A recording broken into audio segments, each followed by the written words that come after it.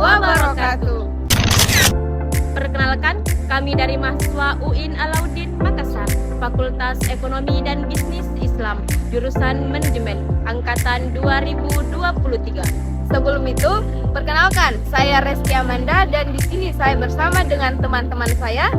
Saya Anissa Tri Azahra Salman Dan saya Ardelia Lestanya Mirza. Hari ini kita akan membahas materi yang sangat menarik, yaitu mengenai sharing ekonomi, khususnya dalam konteks layanan berbagi seperti Uber dan Grab. Mungkin teman-teman sudah mengenal yang namanya Uber dan Grab. Nah, Uber dan Grab itu salah satu contoh dari sharing ekonomi. Nah, lebih jelasnya langsung saja kita membahas apa sih yang dimaksud dengan sharing ekonomi. Pertama-tama, apa sih sharing ekonomi itu? Singkatnya, ini adalah model ekonomi di mana orang bisa berbagi aset atau layanan melalui platform online. Bayangkan bagi teman-teman, kalau punya kendaraan atau mobil yang jarang dipakai, kita bisa berbagi mobil itu ke orang yang membutuhkan, tentunya dalam imbalan tertentu.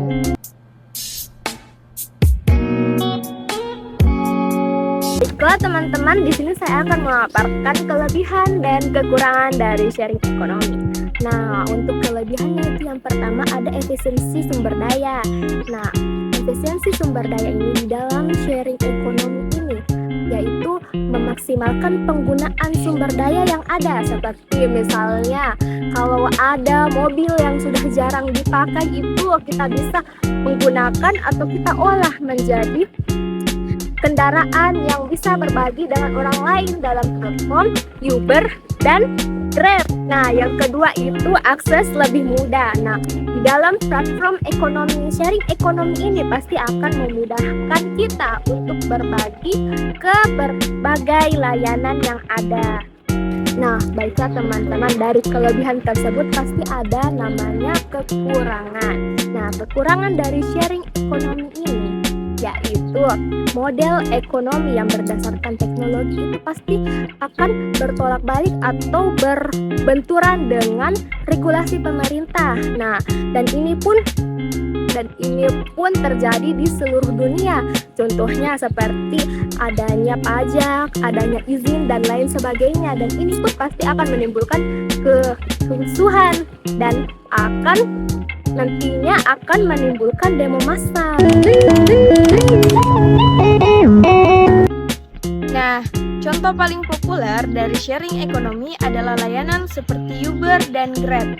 Kedua platform ini menghubungkan antara pengemudi dengan penumpang melalui aplikasi smartphone. Ini bukan hanya tentang transportasi, tetapi bagaimana cara kita untuk mengoptimalkan sumber daya yang ada. Untuk lebih jelasnya, mari kita lihat bagaimana sih sharing ekonomi itu bekerja dalam kehidupan kita sehari-hari.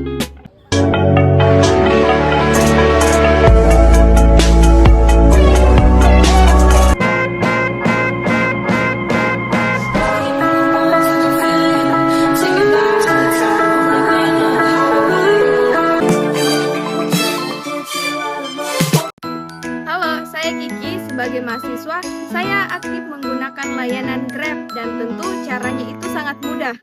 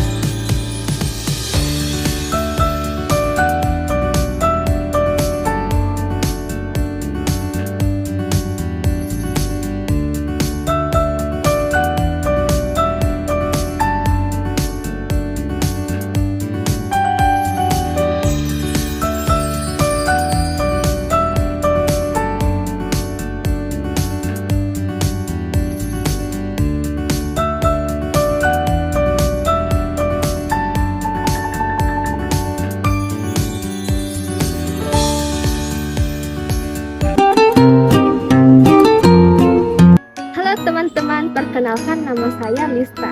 Nah, saya adalah driver Grab. Saya menjadi driver Grab untuk mengisi waktu luang di sela kuliah saya. Nah, saya sangat menyukai pekerjaan saya karena pekerjaan saya itu fleksibel, mudah saya lakukan, dan saya pun bisa melakukannya kapan saja dan di mana saja saya bisa melakukannya. Dan saya pun bisa mendapatkan penghasilan tambahan yang lumayan dari pekerjaan ini. Nah, untuk tantangannya itu juga ada. Tantangannya yaitu harus menjaga rating agar tetap tinggi. Nah, kita sudah dengar dari sisi pengguna dan pengemudi. Sekarang ayo kita mendiskusikan dampaknya secara lebih luas.